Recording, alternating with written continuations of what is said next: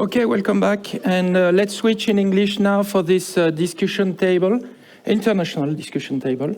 Thank you for the different attendees and presenters of this afternoon at chapter 3 of this symposium.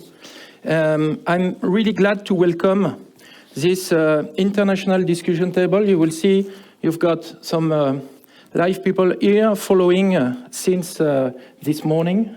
Any discussion and participating also. And we'll have also the pleasure to have live from Montreal, Jonathan Jasper, in charge of cabin safety for IATA. And let me introduce Stéphane Corcos, the boss of MEAS, so my big boss, who is an engineering graduate at ENAC. He has always been working in aviation safety. Pre-graduate internship at Flight Safety Foundation, 7 years in SFACT, sorry. Then 11 years at the BEA, Safety Investigation Authority, including 6 years as head of investigations department. Then 9 years in the DSAC Nord in Paris, regional oversight office for Northern France. Head of SSP State Safety Plan Implementation Unit since 2018, was the holder of CPL IRR with a multi-engine rating until 2020. Stéphane, the floor is yours. Thank you. Thanks for the introduction. Thanks everyone for being here, and it's my pleasure to have you on board. It's funny and awkward to say that to a flight crew, but okay, welcome on board DGAC. Hi, Jonathan. I hope you can hear us well. Okay, good. Thanks for being here for the last session. So with this panel, unfortunately, we were about to have someone else from the EASA, but unfortunately for safety, for health reasons, he couldn't make it. And because it's the safety conference of EASA, they could not provide anyone for an alternate or a B plan for that. But I'm sure that we have the sufficient quality and sufficient matter to discuss safety around the cabin. So it's my pleasure to welcome from the right to the left, depending on where you're from. But anyway, Pascal, so you were already introduced, but let's just remind everyone that you are in Luxair, and you fly the 737s, and you are a fellow member of the Royal Aeronautical Society. Here we have Connor Nolan. And Connor, thanks for being here. You're with Aer Lingus. You're a captain on A330. I checked on the fleet of Aer Lingus. You obviously have some things like 8 wide bodies, or between 6 and 8 wide bodies, and the rest of the fleet is mainly composed of narrow bodies. Is that right? Okay, so Wikipedia is not updated. Sorry about that. I should have checked on your website. So you are a captain. You have over 30 years of experience with Aer Lingus.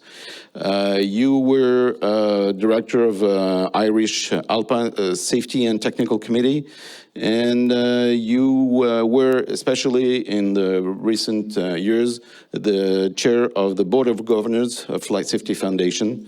So it's very interesting to have both your perspective from Ireland and from overseas, because the Flight Safety Foundation is very well renowned body and has offices in Brussels, Melbourne, Montreal, and Singapore. Let me turn then to Claire Camberlain. I don't know how to pronounce your name because you're French, but obviously with also American origins.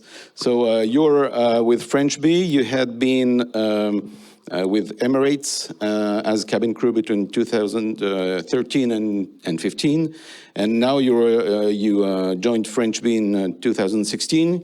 You're chief purser and cabin advisor to safety and compliance manager. So welcome, Claire. And finally, we have Jonathan Jasper, who is in distant. Hi in Montreal. Sorry, I'm hope that despite the jet lag, you were able to wake up this morning at 2 in the morning and follow. No, I'm just kidding. So I know that you were kept updated with the rest of the conference, and thanks for being here. And you're representing IATA. So Jonathan, you have 25 years of experience as airline cabin operations in various roles as a cabin crew, purser, cabin safety instructor, and cabin safety officer. You worked as a safety advisor in various items in aircraft delivery, entry into service, cabin innovation, cabin crew service, and EASA flight time limitations. And since 2016, you're being senior manager for cabin safety at IATA, and that's why you're based in Montreal, and working with member airlines to identify best practices in compliance with multiple regulations and standards, including EASA, FAA, IOSA, and ICAO, and working, etc., with the ICAO's cabin safety group. So, if you don't mind, probably my first question will be to you, Jonathan. In this symposium, we have seen that many issues lacked standardization, and it has been touched upon with by several people who presenters. So, and especially, if I can recall just the very last presentation or before last on the standardization of electrical wheelchairs. Do you in IATA have any sort of program to try and put some standardization with the manufacturers in that respect, or is it something that you keep, that you leave with the airlines themselves, considering that multiple manufacturers of wheelchairs are spread around the world? Oh, I can't hear you, sorry. You can hear me, but the mic is, either the mic is not on, or can you solve that? Someone else is going to try to solve this problem. Okay, Connor, my question to you is, we have seen evacuations very recently in Lima, in you name it, and so many accidents where you see that evacuations go well, others don't go that well, but all the time, the constant point is the cabin luggage and the carry-ons with passengers that can hamper the evacuation. What is first the policy on that with Aer Lingus, and what actions have been done with the Flight Safety Foundation to try and mitigate that issue? Thank you, Stefan, and thank you everybody for the invitation to be here today. It's a great privilege. I just want to start by making a very special thank you to the translator, who I hope I will get to meet before I leave. It was fantastic to be able to listen to you all speaking through the symposium. Irish people have a reputation for speaking very fast, but I now realize that French people speak much faster. So I will speak slowly. Thank you, Stefan. Yes, this is not a new issue, but it's clearly trending in the wrong direction. We're seeing more and more evacuations that are not going as well as they should have. So the question is, are we going to wait until there are multiple fatalities and then as an industry come together and say, how are we going to fix this? And at that point, history would suggest that the regulators will get involved or the politicians will get involved, and they will impose regulation to try and fix this problem. I don't believe that will solve the problem, and I don't believe the airlines would welcome that solution. This is a behavioral challenge. So, you know, one of the functions of the Flight Safety Foundation, if you like, is to share best practice on a global scale. So in preparation for coming here, I went to our members and to our board to ask, you know, is anybody doing anything really different? And the short answer is no. We make announcements, we try to control the hand baggage at the gate, we try to influence the commercial policies at our respective airlines to limit the risk. But ultimately, we make the public announcements, the PA, the cabin crew instruct the passengers in the event of an evacuation, please follow the instructions of the cabin crew, leave your belongings behind. So it was really, really interesting to hear today of some alternate solutions. And I really think this is a really good example of where, as an industry, we really haven't invested in human factors analysis of how we communicate with passengers. So, you know, the example of nobody think about pink elephants for a minute. So don't, you know, we say in our announcements, leave your hand baggage behind. Everybody thinks, oh, mustn't forget my hand baggage. We need to think differently about how we talk to the passengers. So the final thing I'll say is, you know, we don't want to wait until we have multiple fatalities. We know that there is a hazard. We can assess the risk. That's what we do every day. So the question is, how do we influence behavior?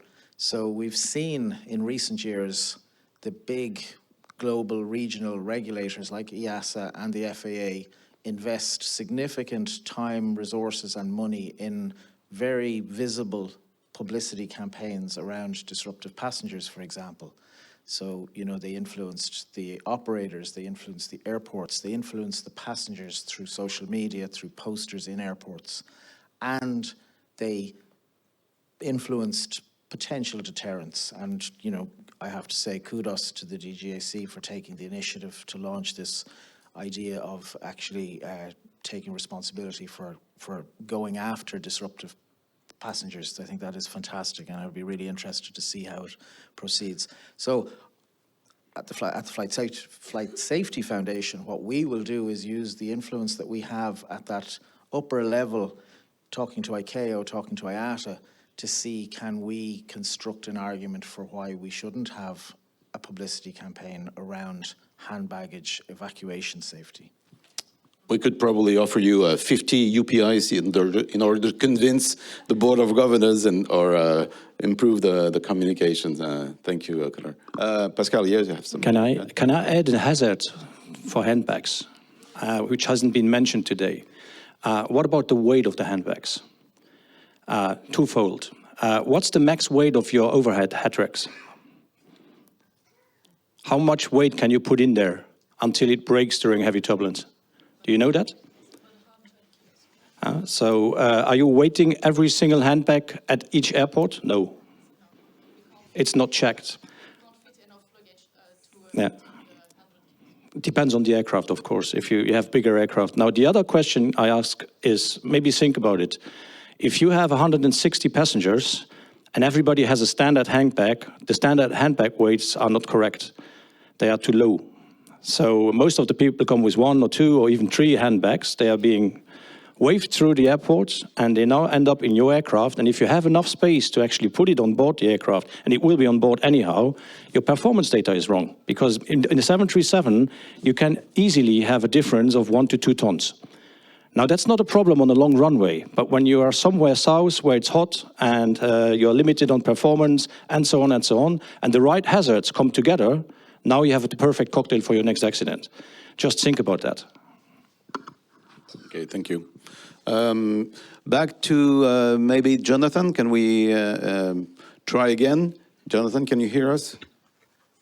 I can hear you still. Okay. Can you hear me now? Great. The question was actually, can we hear you? Hear myself. Yes. So, Yeah. All right. So my question was initially, I think you heard it, how about standardization, considering that IATA is well known for trying to give standards, especially in ISAGO and with the ground handling issues. Also, it's you have tremendous power within your hands. So what can you do for standardization in that respect with ground handlers and manufacturers of electric wheelchairs? Yes, thank you for the question. IATA's role is to represent 300 or so airlines. So we are very much, sorry, I'm just going to take this off because I'm hearing myself. We are very much looking at how to standardize. We don't have any control over the manufacturers of the wheelchairs and the lithium batteries and so on, but we do come up with some way of making sure that they know what the limitations are. And we have encountered some proactive manufacturers of various assistive devices that have come to us to say, how can we get something approved for carriage on board airlines? And we go back to the airlines and we get their opinions. There's a few passenger disability products that are coming to us at the moment. So we work very closely with our task force members to see what we can do. We have a cabin operations safety team at airlines, and we discuss the issues there, and we feed back across the different divisions within IATA. We've got people working on regulations. We've got myself in in-flight operations and operational safety and security. So it's cross-divisional work, and IATA is very good at working together across departments to try and advocate for standards. If we get a set standard, we will put it into IOSA, which then feeds back to the 300 or so member airlines. Does that answer your question? Yeah, thanks. So I see that there's a continuous effort to bring all the airlines together and have a common understanding of the issues, both on the ground and in the air, of course. I'll turn now to Claire. I neglected to say that in your resume you had a background in psychology. So, of course, my question is obvious to you. What is your analysis of unruly passengers in terms of psychological pressure, and how do you think they become awry, and what are the issues, and how you manage that within French B? So this is, of course, a very complex question, and I don't think André will leave me enough time to cover the subject. No, but obviously it's there's multiple factors. We've mentioned most of them already today. I would say stress is one of the biggest factors that will lead to disruptive behavior. One of the things that really struck me when I started working in aviation was the number of passengers who are afraid of flying. They're terrified. Many of them are. And I'm always surprised, and every time we fly, they say, oh, how can you do this job? I could never do your job. A lot of people are really terrorized about flying. So there's a huge stress factor. We mentioned all the stress of getting on time to the airport, managing the luggage. Another factor that brings stress to people is that most of us imagine, especially in French B, where we fly to lovely holiday destinations, a majority of our customers are happily going on holidays. There is also a few passengers who are going for work or who have a sad reason for flying, like family issues, a lot of divorce issues, illness, attending funerals, etc. So there are also people who are not traveling for happy reasons. And then we have also a marginal part of our PAXIs who I was looking at the statistics from the World Health Organization that estimates that in the general population, 1 person out of 8 suffers from some form of psychological disorder. This can be something very mild or something, a serious psychiatric disease. So the cabin is, in our planes at French B, we carry over 400 passengers. It's like a miniature society. So we will find that marginal fringe of people who are really ill. And that's another type of unruly passenger that's more difficult to handle, of course. And we also mentioned today something very important that we noticed at French B. There was clearly, when we started flying again in 2020 after the first lockdown in France, in the cabin we noticed an increase of the population, the same way the general population, this was related in the media, of course, was fragilized by economic issues, social issues. We saw that in the cabin. We saw people who were more fragile. We definitely saw more issues with addiction, And we've always had many smokers on board. That's the main issue with unruly passengers at French Bee, and alcohol intoxication, of course. But after 2020, we even saw more like harder drugs, kind of people who were, you could tell they really had suffered in that period. So those are many of the reasons that lead to, and of course these are all combined because it would be too simple. So if you're stressed and you resort to alcohol and sedatives to numb yourself, to not feel the flight, to forget about why you're flying, and plus that you add frustration, something happening at the airport, bad interaction with some of the personnel, you have the cocktail that will lead to unruly passengers. So that probably explains why the first approach to that is probably compassion, and not really start right away with penalties and irritation. So that would probably worsen the situation. So I understand. Thank you, Claire. I will try to get back to the questions from the audience, if we can have that on the screen, if that's possible. Okay. They're all in French, so it's going to be a challenge for me also, and a challenge for my physiotherapist also, because I have to twist my neck. Have any form of studies being conducted associated with the recommendations to put the hand luggage below the seats in front of you, as you say? And how about the risk in evacuation and the risk of having them loose on the ground? Maybe, yeah, Connor, if you want to take that. Yeah, it's a good question. I think the industry is, we're at high time to have a proper systematic review of the evacuation, even the certification standards. We've seen events like the Emirates accident in Dubai, where, you know, at least half of the exits were unusable because the slides had blown up in the wind.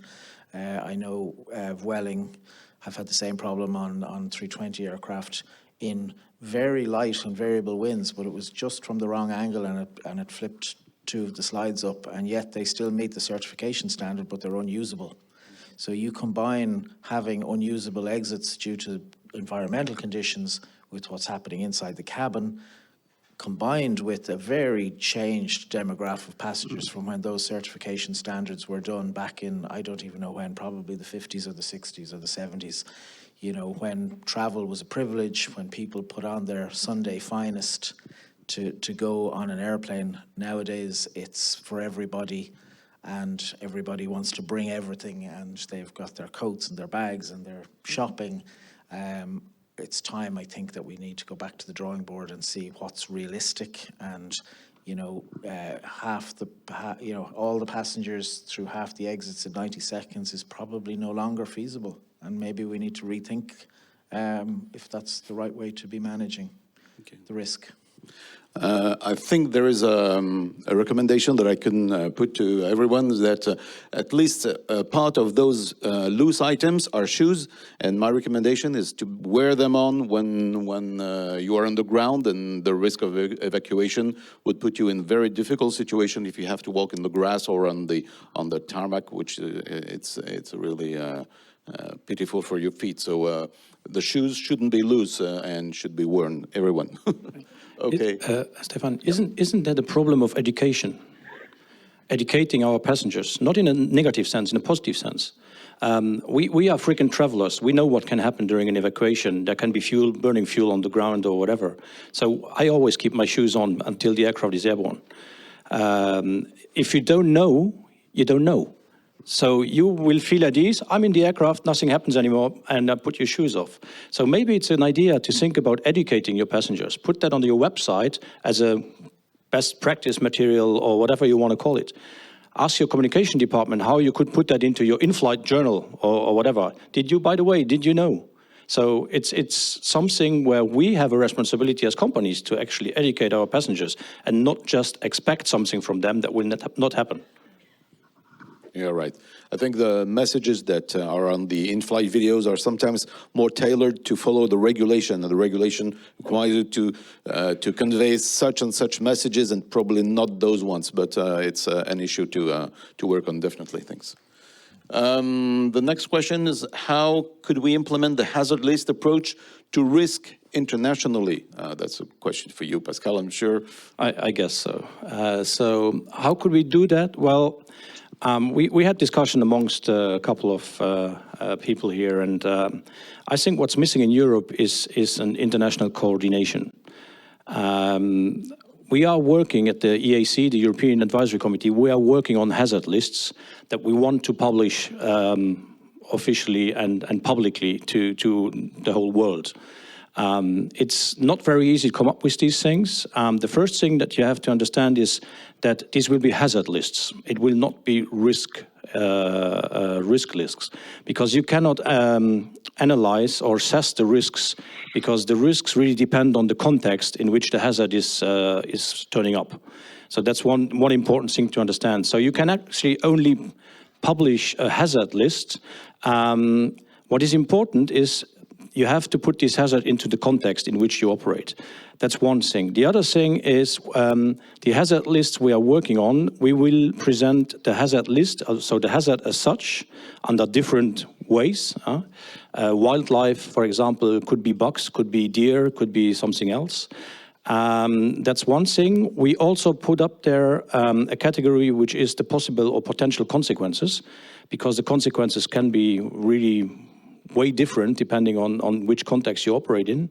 And the last thing is that we want to put on these individual sheets per hazard is the possible safety performance indicators.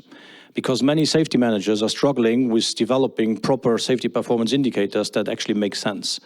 So these are the 3 points that we want to put on there. How can we publish this or implement this internationally? Well, I think the Flight Safety Foundation, being global and being impartial, is a very good means of publishing these lists once they are completed.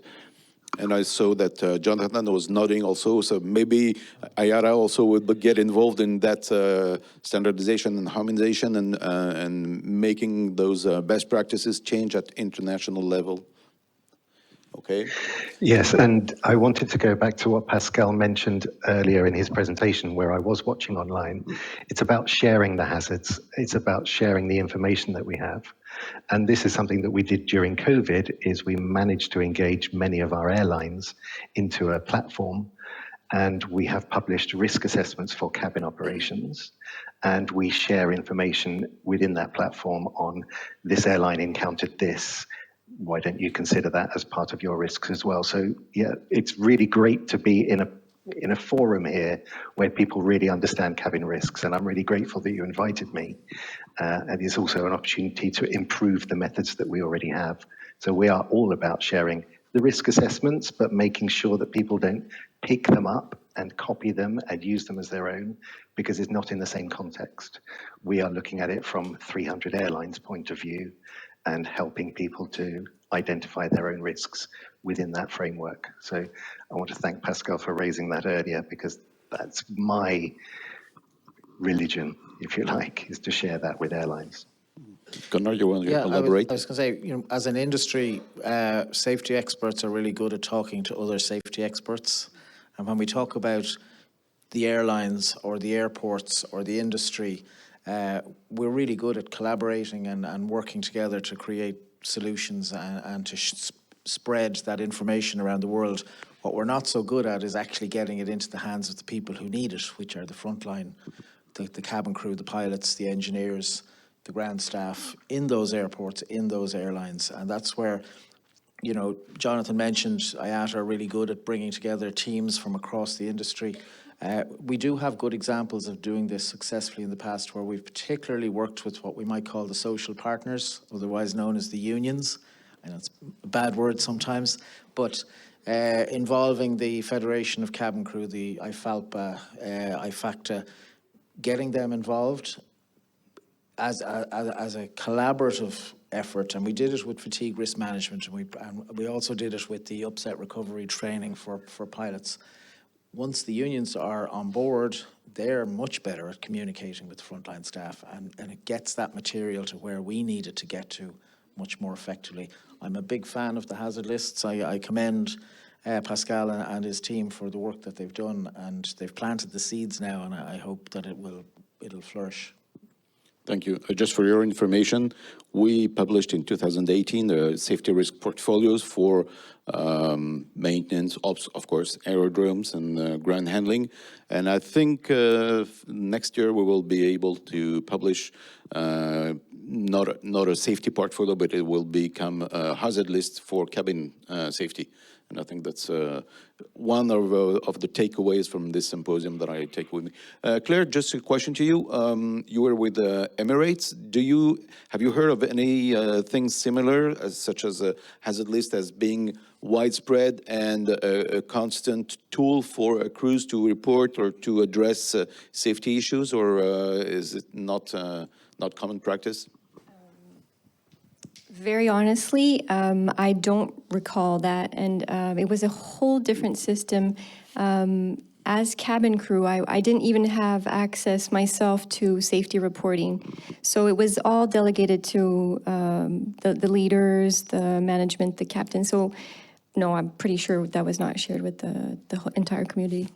Thank you. I have another question. How pilots and operators manage securization of live animals on board, and especially in business jets? Oh, that's tough. Huh? Well, biz jets, I'm not sure that anyone here has exposure to that, and live animals, I'm not either. So. No, it's probably it's a good point just to bring in the whole issue of comfort animals. Yeah. I don't know if people in the audience have had the experience, particularly if you fly in and out of North America, where anything from There's one here. Huh? There's one here, a dog barking. Okay. Anything from a small horse to a peacock qualifies as a comfort animal, but it is a good example of where we worked with IATA and some of the other partners, and we did manage to drive some sense into the regulators to limit the impact of that back down towards more reasonable guide dogs and small animals. I think it might be, or the question might lead to whether you transport the animals in the baggage hold or in the cabin. Because we had unruly passengers because we had too many animals and somebody didn't like a little dog next to him or whatever. And issues that we had as well was the containers in which the dogs are actually brought on board of the aircraft. They need to have specific dimensions, and the dimensions we had for these boxes didn't fit underneath the seat in front of you, but that's where we asked them to put it. And you cannot really put your animal there. And so I think these are some standards that need to be defined or worked on. And I'm pretty sure, well, IATA, you have the same thing with AVIs. Yeah, we had the issue with emotional support animals, and now we're having new checklists for carriage of any animal within the cabin as well. So there's a whole other department working on that, and they feed into us, and there's new checklists coming out for the carriage of animals within the cabin from January, I believe. So yes, I can provide more information on that afterwards if you like. Yeah, I think that Delta or United had enough with snakes, turkeys, etc., so they restricted the list only to cats and dogs, which is already enough. Okay, where are we now? Claire, how many unruly passengers do you have in average, not in beverage, per flight, per 10 flights in a company such as French Bee? So we were discussing this with Guillaume Faure earlier. I unfortunately cannot tell you precisely for 10 flights. I tried to go over all the cabin safety reports we've been receiving and counting them and trying to get numbers for today. So I found that actually between 10 up to 25% of our cabin safety reports concern smokers. Essentially smokers, unruly passengers, but mainly smokers and alcoholic intoxication subjects. So it is of a concern, and so far we've had 50 reports in 2022, which would almost be one report per week. So we have 5 aircraft. I'm almost flying every day, all of them. I'm not sure how many unruly passengers per 10 flights we would have, but it's a frequent issue that we have. And we've seen the numbers increase each year as we've acquired more aircraft and we've been flying more and more. Definitely, it's proportionate. So it's always marginal. When the crew, we get a little bit discouraged because, one individual makes the whole flight really bad. I always try to remember, out of the 400 plus passengers, most of them are really decent, lovely people. And we tend to focus on these unruly passengers, but they are a nuisance. And we're very excited about all the work that DGAC has been doing in the couple last years for the administrative sanctions. We're very excited about that, and hope it will send a strong message to our customers. What is the situation with the Aer Lingus? How does it compare to? Yeah, I wouldn't be able to quote figures, but actually it's very low. Ireland was the first country in the world to introduce a smoking ban. And from that time on, we just saw a steady decline in smoking incidents. We have none now. Literally, we might have one a year. We have a lot more people spraying deodorant in the bathrooms, setting off the smoke detectors. It's rarely. Now, the vaping is becoming a challenge. We're starting to see that creeping back in. So smoking was also the primary cause of disruptive passenger behaviour. Alcohol is still a factor, but we've been lucky. We have very low numbers, thankfully. Yeah, talking about vaping, I think the hazard is all for the cabin, but it starts with the passenger himself. We had a report about 2 or 3 weeks ago in France, and there was an open investigation with the BEA that a passenger had sustained third-degree burns on his hip because of the passenger exploded right 1 minute before it landed. So it was a very bad situation, but this is. Do you have any form of ban on those e-cigarettes, or what is the situation? Must be carried on your person. Obviously, can't be used, but can't be charged. So they're banned, basically. Yeah. And how do you enforce that? Do you make any sort of in-flight checks on regular basis, or remind everyone that those messages have to be abide by? Yeah, it's just replaced what used to be the checks for smoking. Now they're checking to make sure nobody's vaping, and particularly that nobody's charging devices anywhere on the aircraft. Clara, if you were faced with this situation, what would be your first reaction? So we've had those situations also. We monitor that people aren't smoking, aren't charging the e-cigarettes. We've had several incidents of issues with the lithium batteries from those e-cigarettes, overheating, smoking, so the crew applied the procedures. And we've had a few occasional passengers lighting up the vape. We do the same announcements in our PAs. We mention the electronic cigarettes specifically because we know it's also widespread. And a few passengers will maybe pretend they didn't hear or they didn't know. But in general, we haven't had issues of when we explain to them, please turn it off. They haven't insisted. It did not become an issue more than that so far, hopefully. Jonathan, yes? And originally, the risk relating to vapes and electronic cigarettes was more connected to giving the impression that smoking might be permitted, and then consequently somebody else might light up a cigarette. That was originally way back in history of when that electronic cigarette guidance was produced. And then what evolved was it became a lithium battery issue, and the incident that you've mentioned that happened just recently, that's happened several times in the past. So it's treated as dangerous goods, and it's carried on the person because there is a chance that it would ignite, and igniting on the person is a different risk to igniting in a bag that's in an overhead locker that's closed. So perhaps it's time to educate passengers differently that these are dangerous items, which is why they're not allowed on board, or aim towards not being allowed on board at all to remove that risk.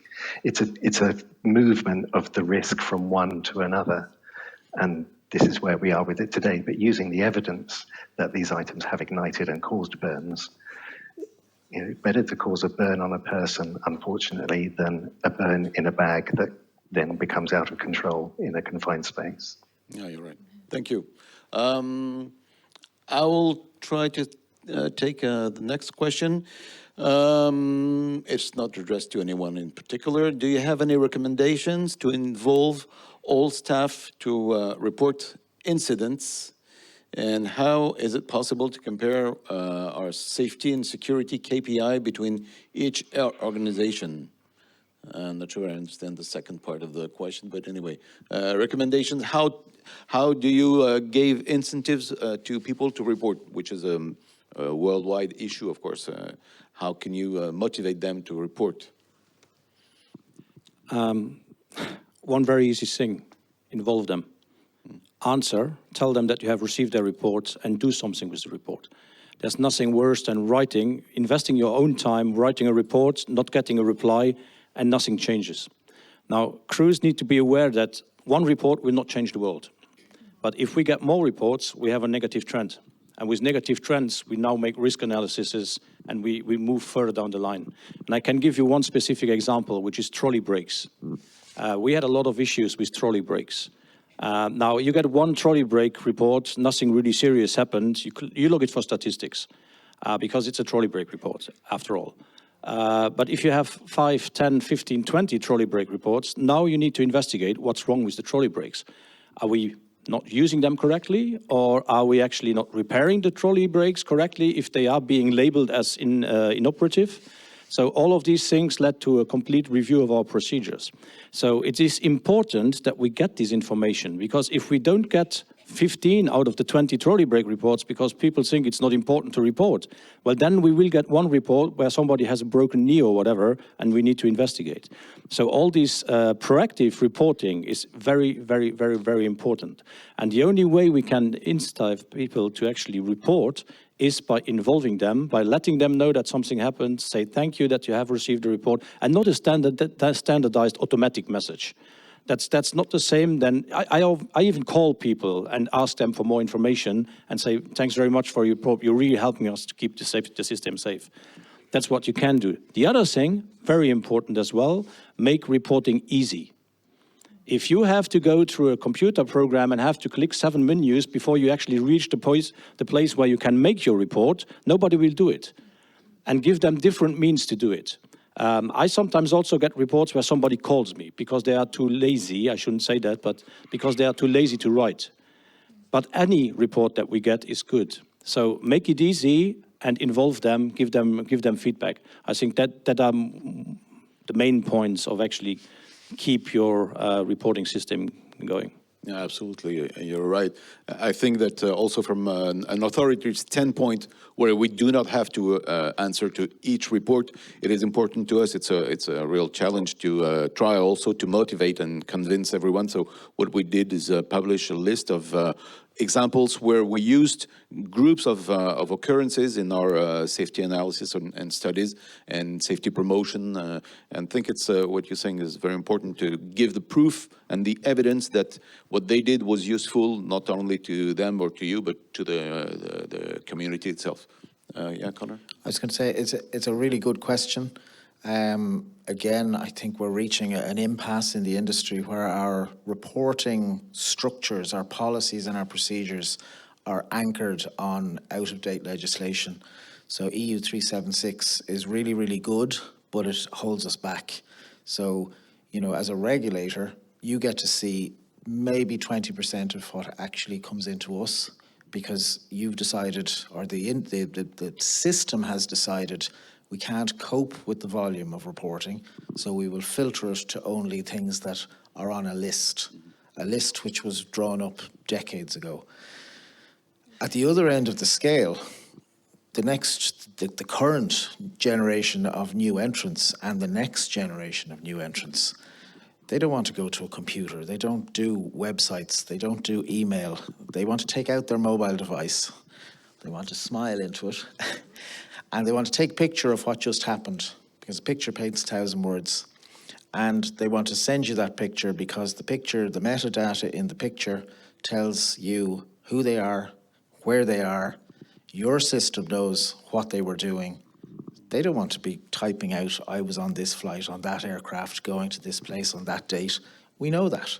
They just want to send you a very quick message. And we need, as an industry, we need to get with it. And so in my company, we've started a conversation with our supplier to say, this is the way we're thinking. You know, we need you to start thinking this way, and then we'll meet somewhere in the middle. And then we'll go and have a conversation with the regulator as to, we're going to be doing all this over here. We'll still do the boring bit and send you those reports as well. It's interesting. Thank you. Related to baggage hazard, have technical solutions been considered as locking overhead bins before landing? Oh, yeah, I know this issue. Locking overhead bins before landing can be an issue, but has some drawbacks. Who wants to take this question? Well, technically it's possible. The unintended consequences are probably not acceptable to the industry. What if it doesn't work?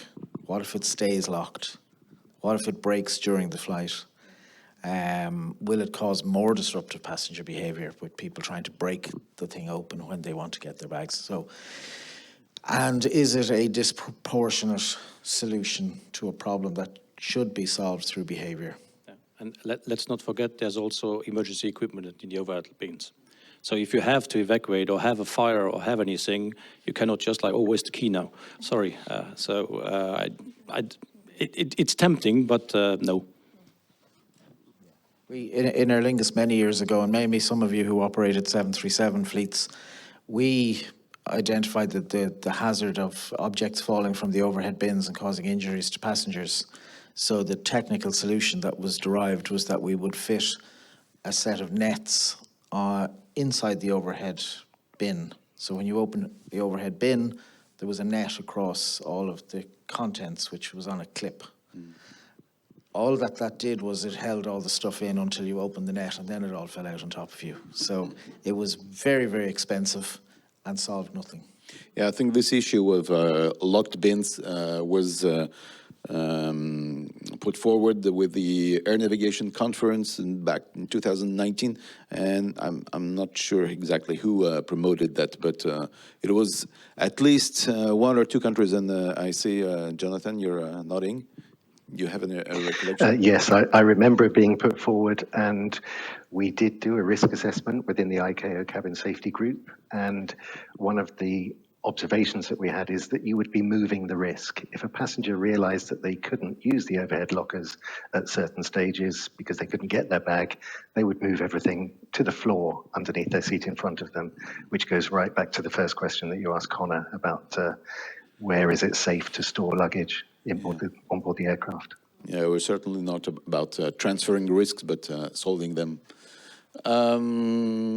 Probably how much time have we got left? 5 minutes, so we can take another 2 or 3 questions. How are passengers with psychiatric disorders who behave in a way that violates safety regulations to be considered as unruly passengers? So it's not their fault. So back to the question. That's a very delicate question, and indeed we have had that because for whatever the reason the passenger is violating a safety rule, we consider them unruly. But there is the whole question of discrimination, and we've had issues like that. I have the case in mind of a young person who probably had symptoms along the autistic spectrum, which the parents bought the ticket. Anyway, the young adult was alone to fly. And the cabin crew immediately noticed that the young adult was very in distress, acting in a way that was incompatible with flying, hitting themselves, hitting other people, not in a way that was endangering, but that could completely be upsetting for the other customers. It would ask a lot of attention from the cabin crew during the flight. So this passenger was offloaded, and we did discuss this. Is this person to be refused on our flights? And in the end, the customer service contacted the family, and we found a way of saying that it would be better for this person to have someone to accompany them on the flight. So this is how we usually deal with these situations, is ask that they have a family member or anybody that they know that flies with them. And we're really surprised. We've had situations with, I remember another situation with also a young adult completely incapable of being alone, that the family members had found somebody in the queue at check-in and said, can you be responsible for this family member? And so the guy said, okay, not really understanding what it implicated. And then during the boarding, there was an issue. The person had to be offloaded. And then the ground staff came back saying, no, but this person had somebody accompanying them who was sitting in a total other section of the plane, had no idea this was going on. I mean, it's very astonishing how family members let other family members in very difficult states travel alone, but that's a whole other question. But it is a very delicate question, and it's difficult to label them unruly because it's not a voluntary, obviously, behavior on their part. Right, but still it can pose a threat to the rest of the cabin. Of course, so we do not Like, accept when that person is in the air in the cabin, then you're faced with a safety matter, and then it's up to the cabin to either restrain that person or find any other solutions. But definitely, it doesn't have to become a threat to the flight. Exactly. I have another example in mind of recently an elderly person who was starting to get Alzheimer's, traveling with his wife. The wife fell asleep, and the person came up to the galley and attempted to open the aircraft door. So of course we knew this was not an intentional action of disruptiveness, but that kind of situation does happen on board, of course. Okay, thanks a lot. The next question, and I think it's going to be the last one, if the procedures are well fit for their purpose, I believe, what makes them so difficult to implement or to apply? I think it's a generic question on safety. What I can say from our experience is that whenever we think that SOPs are not observed, one of the questions that we have to ask to ourselves is the procedure pertinent? And if not, sometimes the regulation is too cumbersome. It's not fit for the purpose, but it's part of the issue. But yeah, we in Aer Lingus, we used to joke sometimes that the SOPs were written by people in offices with no windows. And if you have a problem with your SOP, the best way to solve it is to give it to the crew and ask them to tell you what's wrong with it. And they will tell you all of the constraints that you may not have thought about while you were designing the procedure. And we also, we're quite open with them, and we have a really good relationship with Airbus, being an all Airbus fleet. Airbus build airplanes, we fly them.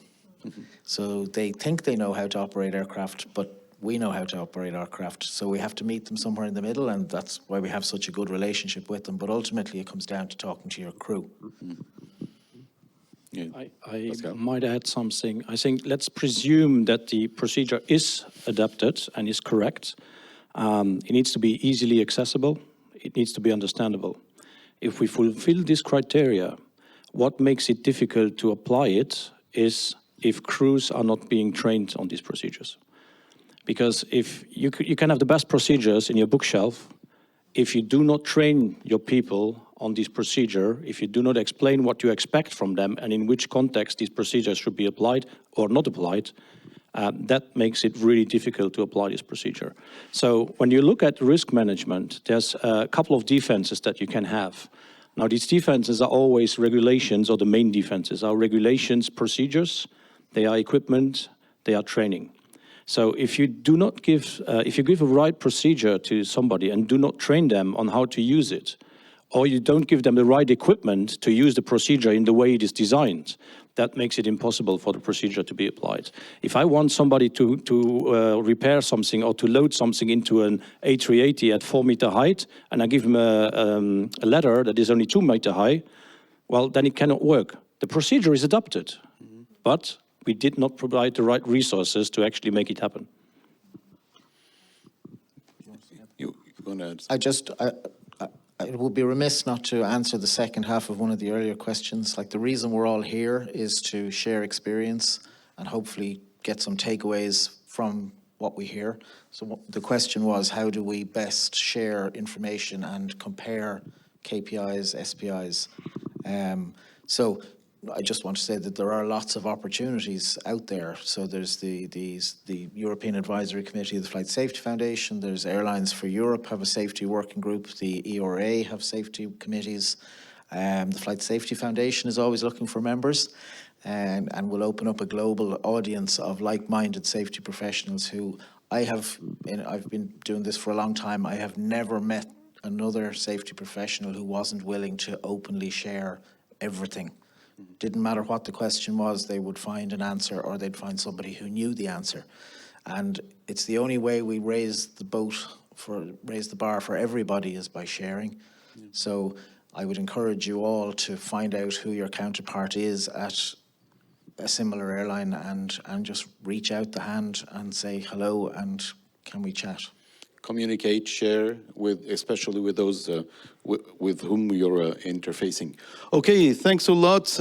Give them a round of applause, because it's been a wonderful session. Thanks very much. Thank you, Jonathan, from distance. And I can give back the mic to... I've got my... Thank you very much. Thank you for this very interesting discussion table. I think I had a look to our colleagues attending, and they were more than concentrated with the different topics. And it's good to see some issues that are discussed and shared. Thanks, Connor, Pascal, Jonathan, and Claire also, and of course, Stéphane, for managing this great table.